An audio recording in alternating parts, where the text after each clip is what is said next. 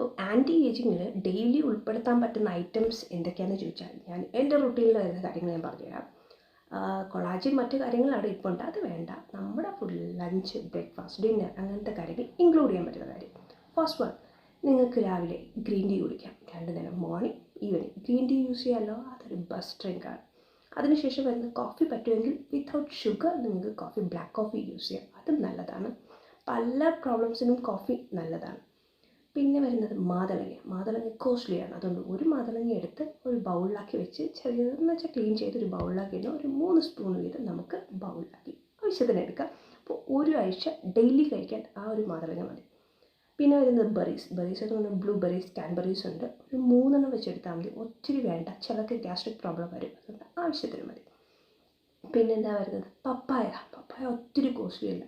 ഒരു 3-4 പീസ് വെച്ചിട്ട് ഡെയിലി നമുക്ക് ഒരു പപ്പായ വാങ്ങിക്കുക, നല്ല പഴുത്തല്ല, കട്ട് ചെയ്ത് ഫ്രിഡ്ജിൽ വെച്ചേക്കുക, ആവശ്യത്തിന് എടുക്കുക. ഞാൻ ഈസി വേയിൽ പറയാണ്, എന്നും ഡെയിലി കട്ട് ചെയ്ത് എടുത്ത് കഴിക്കാൻ പറ്റുമെങ്കിൽ അത് നല്ലത്.